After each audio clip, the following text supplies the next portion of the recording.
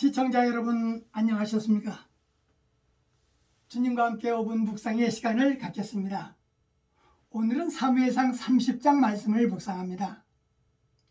본문 말씀은 다윗이 병사들을 이끌고 아기스 왕에게 간 사이에 아말렉 군대들이 다윗이 없는 틈을 타서 거주지인 시클락을 침략하여서 불태우고 우양과 소와 약대들과 어린아이와 부녀자들을 모두 사로잡아간 것입니다.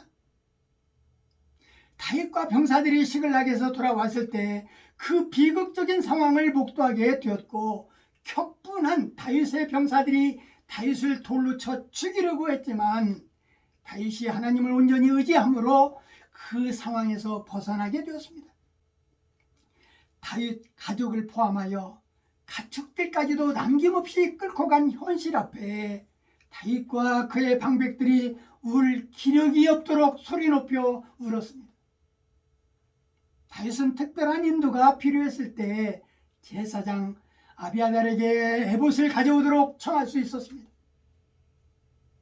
다윗은 불신앙에서 돌이켜서 하나님의 뜻을 알고 그 뜻대로 따르려고 여호와께 묻게 되는데, 하나님께서는 사울에게 아무 응답도 주지 않았는데 다윗에게는 쫓아가라, 내가 반드시 따라잡고 도로 찾으리라는 응답을 주셨고, 다윗은 부하들이 지쳐 있음에도 불구하고 당장 뒤를 쫓아갔습니다. 하나님의 도우심으로 다윗은 곧장 아말렉을 추격하여 크게 물리쳤던 것입니다. 하나님을 신뢰하는가의 여부에 따라서 인간의 행복과 불행이 좌우된다는 사실을 잊어서는 안 될 것입니다. 하나님의 순종 여부에 따라서 사람의 운명이 달라지기도 하는 것입니다. 다윗은 하나님께 아말렉 군대를 뒤쫓아가면 자기 백성들을 다시 구할 수 있을지 여부를 물었고, 하나님은 아말렉을 추격하라고 응답하셨던 것입니다. 다윗은 애굽 출신 평든 누에를 여기서 만나게 되는데, 사흘 동안 떡과 물을 마시지 못한 자를 그를 만나서 융숭하게 대접함으로 그를 통하여 귀한 정보를 얻었고, 다윗은 군대를 이끌고 뒤쫓아가 결국 잃어버렸던 모든 것들을 다 되찾았던 것입니다. 이때 다윗의 기쁨이란 말로 다 표현할 수 없었을 것입니다. 승리감이란 자신이 연약하지 않았다라는 것을 재확인시켜주는 것입니다. 하나님의 특별한 선물이기도 합니다.